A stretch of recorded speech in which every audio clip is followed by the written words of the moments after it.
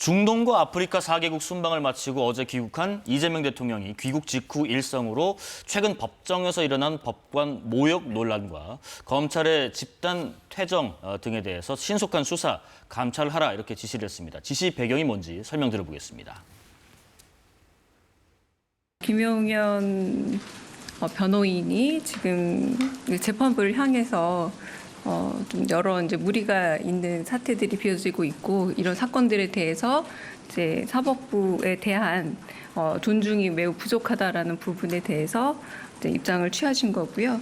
그리고 가령 검사들이 일종의 집단 퇴정을 하면서 재판을 지연한다거나 이런 부분들 역시도 재판부와 그리고 사법부에 대한 존중감을 제대로 보여주지 못한 헌정 질서에 대해서 좀 여러 가지 그 헌정 질서의 토대를 이자 가치를 흔드는 행위다라고 보셔서 일단 두 가지 얘기를 한 것 같습니다. 먼저는 그러니까 김용현 전 국방부 장관의 변호인들의 어떤 사법부에 대한 태도, 이 문제는 저희도 여러 번 다뤘는데 일단 변호사 협회에서도 두 변호사를 조사위원회에 회부를 했고 징계 여부를 검토 중인 것으로 알던데 두 분 입장 간략히 좀 들어보겠습니다. 박 의원님. 저 두 명의 변호인은 제가 볼 때는 저 김용현을 변호하러 다니는 사람 같지가 않고 자기들 좀 뜰 욕심에 온갖 기행을 저지르고 다니잖아요. 그러면 이른바 대한민국에서 법정에서 다른 사람을 변호하거나 이렇게 하기 위해서 지켜지고 있었던 예우, 처분 이런 것들은 다 회수되고 처벌 대상으로 가는 것이 좀 맞다고 생각을 합니다.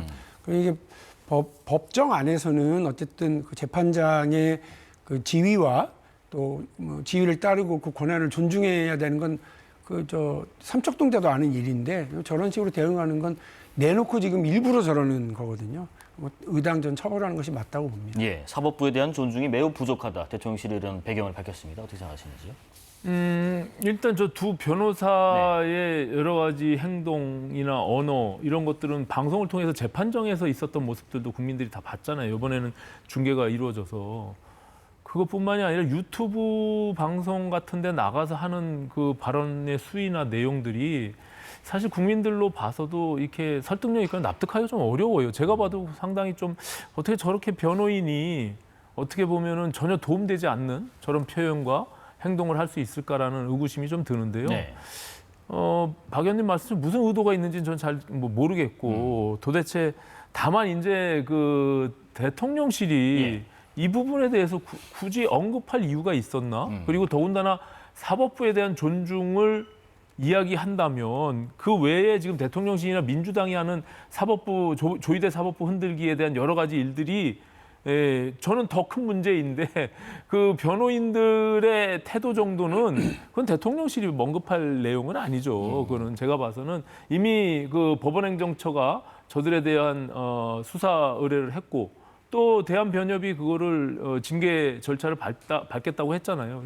거기에 맡겨둘 일이지 거기에 붙여서 오히려 이제 제가 봤을 때는 그 뒤이어서 얘기한 검사들의 재판방해 행위라고 주장하는 그게 형사소송법 18조의 법적 절차임에도 불구하고 늘 그리고 과거에도 그것이 있었던 검사들의 집단 퇴정이라는 그것은 하나의 자기 변호의 한 수단으로 쓰여져 있는 형사법적인 절차입니다.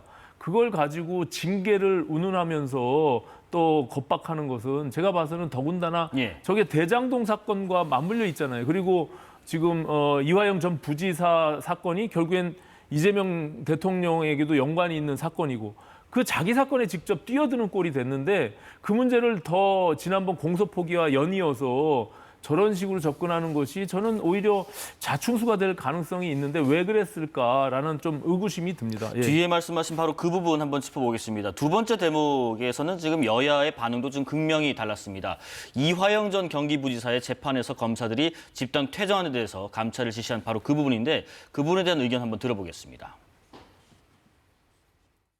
이화영 전 부지사 재판 과정에서 검사들의 집단 퇴정 사태는 대한민국 사법 질서에 대한 중대한 도전이며 헌정 질서를 뒤흔드는 매우 부적절한 행위입니다.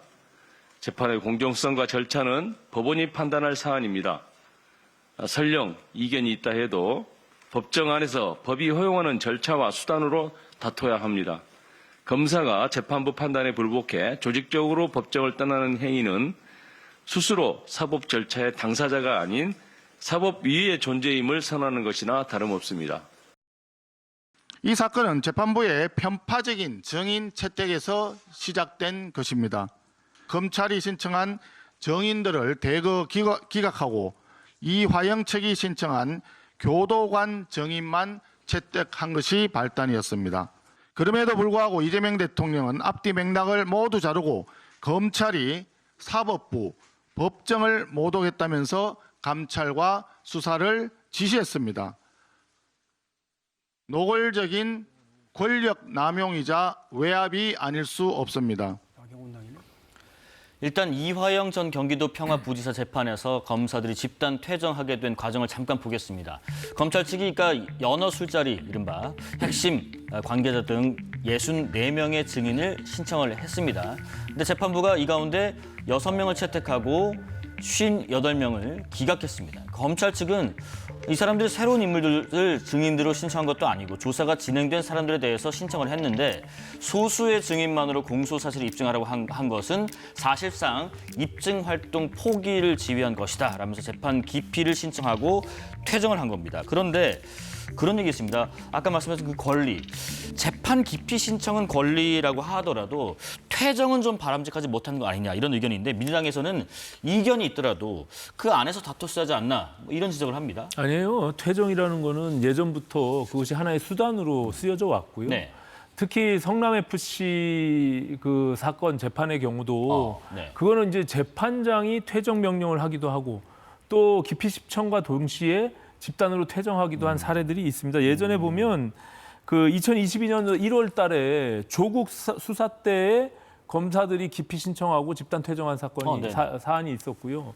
이거는 어쨌든 그 과거에도 검사나 또 피고인 측의 변호인들도 똑같은 형태로 자기 방어적 차원에서 보장되고 있는 사법적인 절차입니다. 특히 이게 그 인용이 예. 그렇다고 해서 재판부가 기피 신청을 한다고 해서 받아들여지는 케이스가 거의 드물어요. 한 0.6% 정도 돼요. 최근에 5년 동안 보면 한 128건 중에 인용이 8건뿐이 안 됐으니까 인용이 안 되더라도 그 재판부가 불공정하다라고 주장하는 자신들의 어떤 방어권 논리에서 그것이 이루어지는 것이거든요. 그렇군요. 아까 말씀하신 예. 대로 64명의 증인 채택을 신청했으나 그중에 이화영 측의 변호인들이 신청한 6명의 교도관들만 채택이 됐단 말이에요. 나머지 검사들이 요청한 그 증인들은 한 명도 채택이 안 됐으니 이거는 그 3급 지도부 검찰의 수뇌부들과 의논해서 그것을 한 행위를 결과적으로 또 대통령실이 이재명 대통령이 개입해서 예. 이것을 감찰 지시하는 행위는 재판에 개입하는 행위입니다. 그래서 저는 항소 포기 사건만큼이나 이게 굉장히 중요한 문제로 보고 있고요. 예.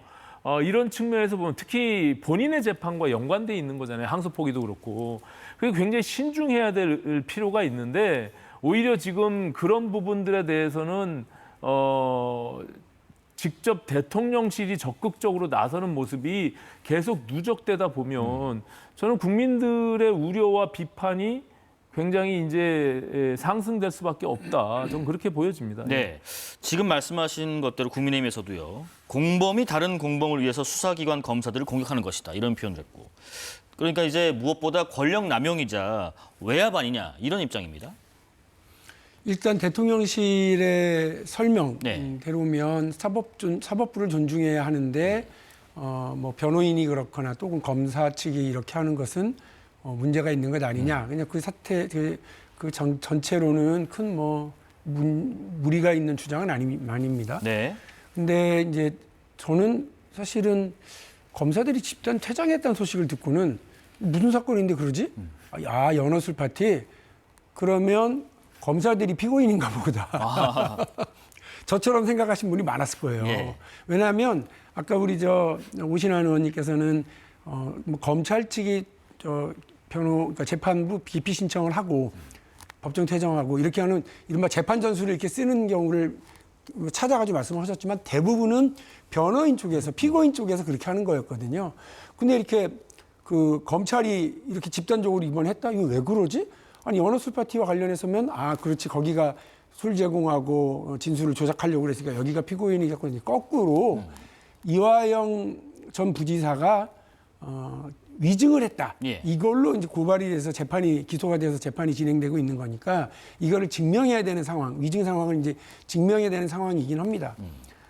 근데 재판부가 양쪽에서 이제 신청한 증인을 다 채택하는 것도 아니고 또 저쪽에서 유리한 증인이 나와가지고 또 뭐 반대 신문을 통해 가지고 얼마든지 그 증언을 뒤집을 수도 있는 것도 다 자신들의 실력 아니에요. 그렇죠. 근데 그런 거를 다 그냥 무시하고 일단 재판부 기피 신청하고 막 집단 퇴정하고 하는 거에 재판 지연 전술이라는 게 있는 것 아니냐고 하는 그 워딩이 되게 중요한 문제인 것 같아요. 그러니까 이게 이제 국민 참여 재판으로 갈 것 같고 네네. 그렇게 되면 일정하게 한정된 기간 안에 한정된 사람들을 통해서 이제 재판 의견들을 듣고 해야 되는데 자꾸 이렇게 재판을 늦추고 재판부의 기피 신청 등을 통해 가지고 시간을 끌고 이렇게 하면 새로운 전술, 새로운 사법부에 대한 어떤 새로운 모욕행위, 존중하지 않는 태도를 넘어서서 자신들한테 불리한 사건에 대한 재판 지연 전술 아니냐라고 하는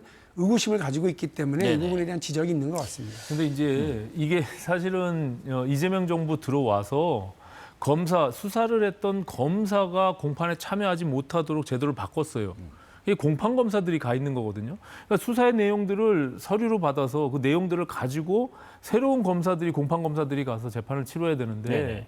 그러니까 분명히 한계가 있을 수밖에 없고요. 그래서 증인들을 채택해서 공정하게 양쪽의 다툼들을 재판부가 그 판결을 해야 되는데 이게 한쪽이 주장한 증인들만 채택하게 되면 불리할 수밖에 없잖아요. 그렇기 때문에 검사들의 입장에서는 자기 주장의 어떤 방어권적 논리에 의해서 퇴정한 것이고 재판 지연이나 시간 끌기 이런 얘기 할 때마다 누가 떠오릅니까? 저는 이재명 대통령이 민주당의 당대표 시절에 수도 없는 행위를 통해 가지고 집단으로 민주당 전체가 이재명 대통령의 재판을 끌다 결국에는 지금과 같은 상황을 만든 거잖아요. 그러니까 저는 이제 이렇게 사법부의 행정 권력이 적극적으로 어나운스를 하거나 개입한 적이 있었나 역사상. 예.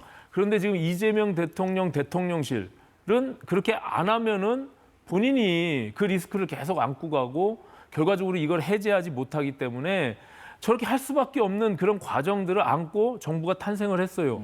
그래서 저는 저것은 앞으로도 국민들이 봤을 때는 굉장히 큰 리스크로 볼 수밖에 없고 예. 이재명 대통령의 경우는 저거를 계속적으로 관여를 안 하면 향후 5년 뒤에도 대통령을 마치고도 문제가 되니까 저렇게 갈 수밖에 없는 굉장히 불행한 그런 과정들을 겪고 있다. 저는 그렇게 판단합니다. 네. 예. 아까 먼저 말씀하신 부분과 연관된 부분인데요. 일단 근본적으로 이런 얘기가 있습니다. 이 대통령이 감찰 지시한 배경에 사법부의 독립과 존중, 이 삼권 분립과 민주헌정 질서의 토대이자 매우 중요한 가치다. 이렇게 언급을 했는데 최근에 법원 행정처 폐지랄지 조희대 대법원장 청문회랄지 재판 소원제랄지 여당의 이런 움직임을 사법부에 대한 개입으로 보는 시각도 있습니다. 여기에 대해서는 어떻게 생각하세요? 근데 그 얘기되고 있는 모든 사법개혁의 제도 네. 개선의 방향을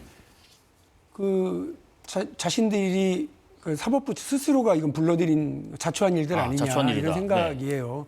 재판을 너무너무 끌고 또 재판 법원 독립이라고 하는 사법부 독립이라고 하는 그 울타리와 방어막 안에서 자신들이 스스로 개혁 조치를 전혀 취하지 않기 때문에 생겨나는 일 아닙니까?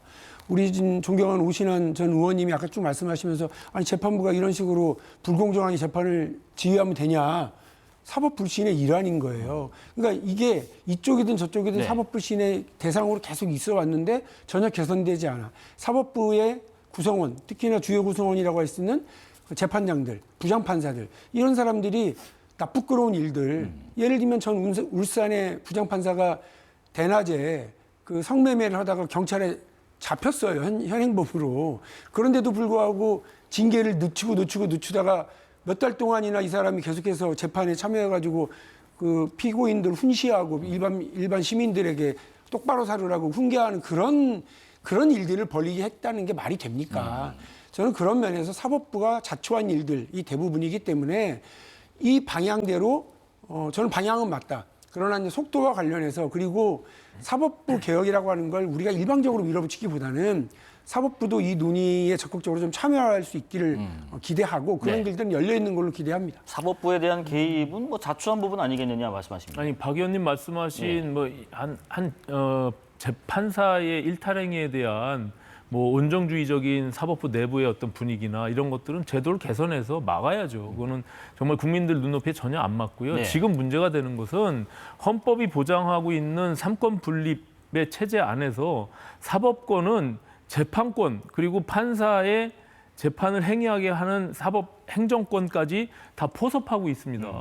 이 부분에 대해서 지금 입법을 통해 가지고 그것을 강제하고 결과적으로는 대통령실이 행정 권력을 통해서 압박하고 이런 예를 들어서 외부로부터 사법권을 흔들게 되는 그러니까는 지금 재판이 이루어지고 있는 유불리에 따라서 그것을 해석하게 될 수밖에 없는 그런 과정들을 갖고 가기 때문에 문제인 거예요. 이게 네. 어떻게 보면 정치적인 가치 중립적인 상황에서 정말 사법부를 국민의 눈높이에 맞는 과정으로 제도를 설계하고 만들어 가자. 이런 취지라면 국민들이 그것을 뭐 의심의 눈초리로 보겠냐고요. 지금 본인이 갖고 있는 처해져 있는 재판이 지금 5개나 지금 멈춰져 있는 상태에서 그것을 어떻게든 모면하고 피해가기 위해서 이걸 하나씩 제거해 나가는 거예요. 오죽하면 배임에 대한 어떤 법도 개정해가지고 그 무죄로 하려고 하는 그런 노력들이 지금 이루어지고 있잖아요. 이걸 국민들이 어떻게 동의를 하겠습니까? 예. 그러니까 지금 법원 행정처가 가지고 있는 구조적인 문제는 오래전부터 조금씩 개선해 왔어요. 그런데 재판의 판사를 누구를 배속할 것인지에 대한 것은 헌법적인 어떤 사법권의 영역이거든요. 이거를 외부에서 그리고 어떻게 정치권에서 아니면은 대통령실에서 그것을 개입할 수 있는 여지를 만드는 그런 구조를 만드는 행위는 그것이 어떻게 사법개혁으로 포장할 수가 있겠습니까? 네. 그건 굉장히 위험한 발상이다. 저는 그렇게 봅니다. 제가 한 말씀만 예, 간략히 얹으면 듣겠습니다. 우리 오신환 의원님도 저하고 이제 같이 있지는 않았었습니다만 법사위에서 활동을 예, 하셨기 예. 때문에 이 상황 잘 아실 텐데 지금 얘기되고 있는 뭐 행정처 개혁이라든지 행정처 폐지라든지 아니면 헌법재판소의 재판소원제 네. 등과 관련해서는 그리고 또 대법관들 수를 좀 증원하는 문제 이런 것들은 오히려 그 내부에서도 요구했었던 바도 있고요. 또 이걸 한다고 그래서 이재명 대통령의 재판에 영향을 미칠 사항들도 거의 없다고 저는 봅니다. 왜냐하면 이미 벌어지고 있는 재판, 멈춰져 있는 재판에 영향을 미치기는 쉽지 않은 거라고 저는 봅니다. 예. 그리고 이제 배임죄 관련해서는 배임죄는 이 이른바 법원을 사법부를 개혁하자라고 하는 그런 패키지 법안이 아니고 아시는 것처럼 원래 경제계 쪽에서 요청을 하고 요구를 해서 검토되고 있었고 국민의힘 쪽에서도 여기에 대한 입법 발의를 하신 적도 있고 주장을 서로 공동으로 하고 있는 방향이다라는 말씀 드리겠습니다.